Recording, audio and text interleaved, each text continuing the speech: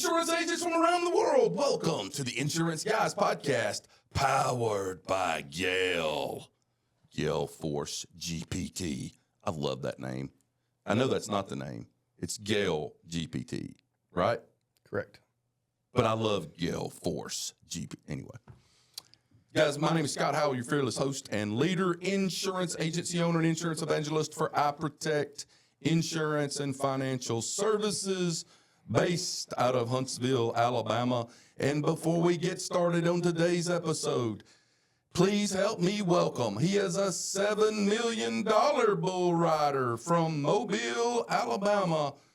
He's a fantastic insurance agent and a great American. Ladies and gentlemen, my brother from another mother, Mr. Bradley Flowers. How are you, Bradley? I'm great. I like those boots you have on. I appreciate that. These are Justin's. They got holes in the bottom of them because I'm too cheap to buy more boots. Justin Boots. That's interesting you chose that brand. Sure is. Had these since about 2017. I see the hole in the bottom of them. And you don't have you a pair of Lucchese's or something like that? I got a bunch of boots, but boots are one of those things. Number one, life lessons for you guys. Number one, you can't buy boots online. Right. Don't matter. They're not going to fit when you get them. Lesson number two from the real Forrest Gump. If you're a female listening to this and you're going to a bachelorette party in Nashville, Tennessee, and you think that when you land on the ground there in Nashville, you're going to go straight to the store and get you a pair of cowboy boots and wear them all weekend, you are going to have 5,000 blisters on your feet by the time it's over with. You want to know how I knew the moment I knew that I did not belong at Alpha Insurance? Owned by the Alabama Farmers Federation, we had a meeting, company-wide meeting, where it was required that we wear cowboy boots. It's like a hee-haw type party or something? Yeah. Okay. And I had to go buy cowboy boots. I bet they felt good the first time you put them them on. But I was like, okay, the fact that this is a required thing and I don't own a pair of cowboy boots, I'm probably not going to be here long. Lesson number 3 by the real Forrest Gump. Boots are like baseball gloves. If you guys and girls remember when you bought your parents bought you a baseball glove when you were little and you couldn't even hold baseball glove, cowboy boots, you have to wear and then finally they almost get to this point to where they're perfect, but by that point, you're probably going to need to get them resold by the time they get good, right? Mm-hmm. It's not like if you go buy a pair of cowboy boots or boots in general, you're going to have to do a few things to them before you can start wearing them out, or you are going to need to go to a podiatrist and possibly get your feet cut off from the infections that you get from wearing cowboy boots. Luke looked at me this morning, and he looked at his baby brother, and he said, "Why does he have feet?" I didn't even know how to answer the question. Okay, because he has feet. I don't know. You should have said, well, if he buys a brand new pair of boots and wears them very long, he won't have feet. Bradley, I finished my new book, The High School Graduation, High School Graduates Owner's Manual, written by the real Forrest Gump, has been completed. Okay. So what I'm waiting on right now is Random House. I've sent this to Random House and Simon & Schuster. We're going to do banana pudding wrestling in my backyard, and whoever wins gets to publish it. Okay. I have not sent you a copy yet. I would like to see a copy of it. But I will send you a copy of it. You want me to write the intro? Oh, no. The intro says this.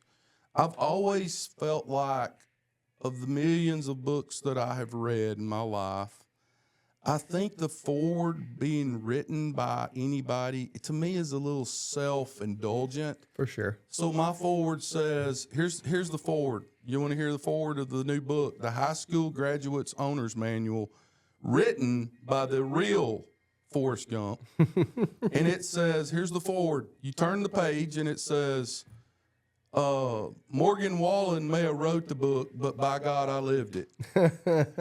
Scott W. Howell. There you go.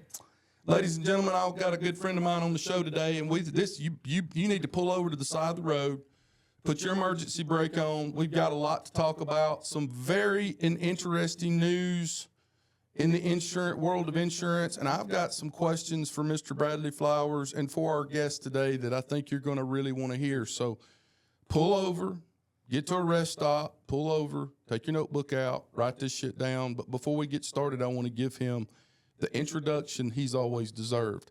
Ladies and gentlemen, he was originally from San Diego, California, born and raised, and he currently resides in Escondido, California. He is married to the beautiful Desiree, and they have two beautiful kids, Peyton, 21 years old, probably about to be in the insurance business if I had to guess, and Olivia, age 15. Guys, I don't know. I may love your father more than you do, but you need to tell him you're proud of him. I think I've already asked you to do that. In fact, I know I have. But he's accomplished a lot in his life, and I hope you guys can appreciate that. He's a graduate of San Diego State University with a Bachelor of Science in Accounting. He graduated with Phil Mickelson, guy that you guys may know. He's a professional golfer. Is Phil PGA or is he the other guy? Is he the Phil's on the Live Tour now. Okay, Live Tour. He went after the money. Got it. Played in the Pro-Am with him one time. He also graduated with a guy by the name of Scott Peterson, who's been on 14 different Netflix documentaries. And our guest today has actually been interviewed on a few of these, Dateline, NBC, among others. Really? Yeah, I believe Really? he has. He started a scratch agent with Farmers Insurance Group in 1996. Started the California Flood Insurance, statewide flood insurance in 2013. Became a Lloyd's cover holder in 2017. And is the CEO of California Flood, creator of the H2Quoter multi-carrier flood rating platform in 2025. We're going to talk about that today. Ladies and gentlemen, he is the CEO of California's Flood Insurance and creator of the new, I'm sorry, I said that twice, H2Quoter platform. Well, we'll just say it twice. I want to introduce you. It is my profound honor to introduce you to my friend, Mr. Aaron James Farmer. How are you, Aaron? I'm great, Scott. Thanks again. So cool to hear you say those kind words. I really appreciate it. And I want to say I was really hoping to get out there. I know you guys have said, hey, come on out and be in. Oh, yeah, I didn't tell you that. He was wanting to come in person. Oh, my God. I wish you I had. would have done it. I would have done it if I hadn't gone to the FEMA convention. But then Bradley said, well, if you come, being in my house, I think you said like the WWE. Yeah. Mm-hmm. I thought that just would be very unkind for me to show up. Although I would love to. No, sit you're right more than by to welcome. See it all, but You're more than Hey, welcome. what if you'd have got that furniture in at that beach house in time, and and simultaneously 3 days later, Aaron Farmer and Scott Howell are the first two people to stay at your brand spanking new beach house, and we would have just wrecked it. crushed. That's Crushed. I'll add some context. So my wife and I just bought an Airbnb down at the beach. It's not quite rentable yet. We haven't gotten all the furniture in it. So Hey, Aaron, before we got on this podcast and being, I wanted to make sure we didn't bring this up. We got so much to talk about today. I've got questions. You've got answers. I want to talk about what we were talking about before we hit record. That's where we're headed. So you just got back from the FEMA. Say the term again, the name of the conference, because I'll brutalize it. I don't want to say it wrong. It's a National Flood Conference, I guess. The National Flood Conference is it held annually, biannually? What's? Yeah, so it's every year. Okay. Normally, in the last, I don't know how many years it's been in Washington, D.C., considering it's a, government entity. Sure. This year and next year, they're in Dallas, Texas. So I think before you keep people to, Before you keep going, let's throw the curveball at our audience today. We had one tiny little itty bitty small infinitesimal tiny problem with this year's conference. Would you like to tell our listening audience what that might be? Yeah, no one from FEMA showed up. Dude. What's your theory? You don't show up to your own conference? Well, there's some conspiracy theories out there. I don't know, but I Um, mean, hey, if you just read the tea leaves, I mean, didn't Trump say he wanted to get rid of FEMA? Yeah. That's what he guys, said. listening audience. Okay, insurance agents from around the world, listen to this. Imagine Travelers or Safeco or Cincinnati, any carrier out there that represents the independent channel has a conference. We're going to, Bradley knows all about it. September 8th through the 11th, we're going to have a conference. And everybody gets to the conference and nobody shows up from the carrier. Hey guys, I would like to take this opportunity to announce the 2025 One City World Tour. Scott and I are not going to be there, but you need to go. But y'all have fun. Have a great time. A lot of good bars in blah, blah, blah city. So we think that maybe Bradley brought up a great point earlier. He said, well, maybe it was optics. I think it's either optics or budget. It's got to be one of the two. It's got to either be the dollars were not allocated for them to go, or it's got to be, hey, we're really worried about the optics of this with, things being cut and slashed via Doge, and we don't want to spend money on a conference, et cetera, et cetera. Yeah, but would you not cancel the son of a bitch before you let people like Aaron go to it? My thing in both scenarios, why not send like a couple people? Yeah, like the secretary. Aaron, this brings up the question after I got in the floor laughing at that a minute ago. Sorry about that, FEMA. Still can't believe they didn't show up at their own conference. I asked this question that I'm going to ask on behalf of our listening audience. And then I'm going to sit back like that guy that ate all the blueberry pies on Stand By Me and started puking on everybody and just watch. The question was, should we continue to have NFIP insurance when we have so many flood options out there? We're both scared to answer. Well, I'm watching Bradley and Aaron look at each other like, So I don't know if we should answer this. Here's my thing. I feel like I'll answer first, Aaron, because my answer is not going to be nearly as smart as yours. Do I think that we could get by without NFIP? 100%. Like, 100%. Like, there's enough private options out there to get by without NFIP. And by the way, most of the private options offer better, more enhanced coverage than NFIP does. The people that it would hurt are the people that are in areas where none of the private options will write, right? So it's going to hurt those people. What areas are those? Because they'll write down here on the coast, won't they? Well, I mean, sometimes we will run into stuff where private won't touch it, and FEMA will, it'll have to go through FEMA. Okay.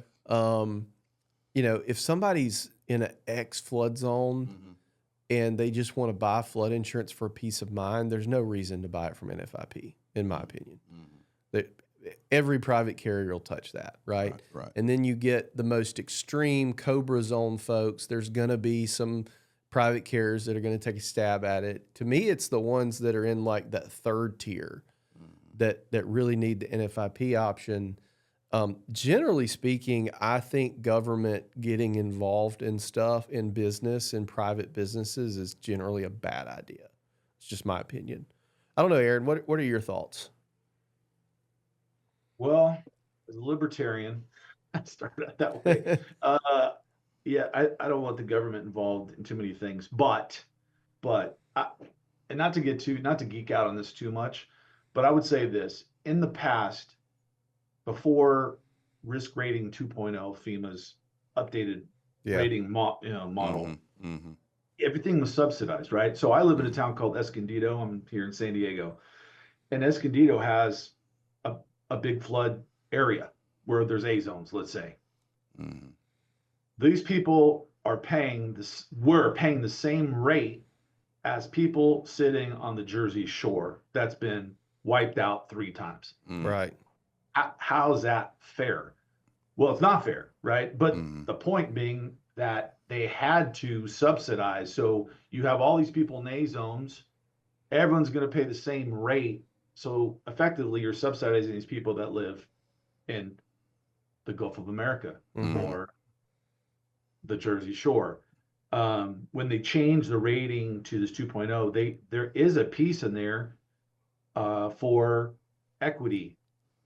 So to help some underserved people. And if you take as an example, some people, let's say underserved in Louisiana. So you may have a lot of people that they made cheaper housing down there.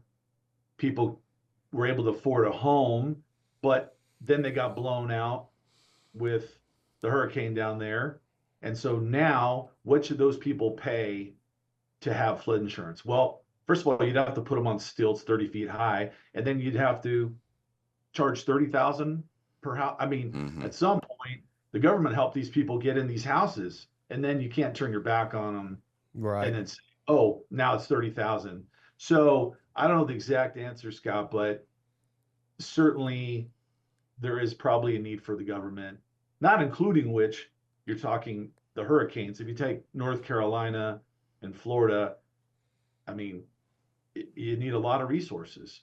So Can I say two things about this? Number one, when I started in this industry, the insurance industry, okay, in 2008,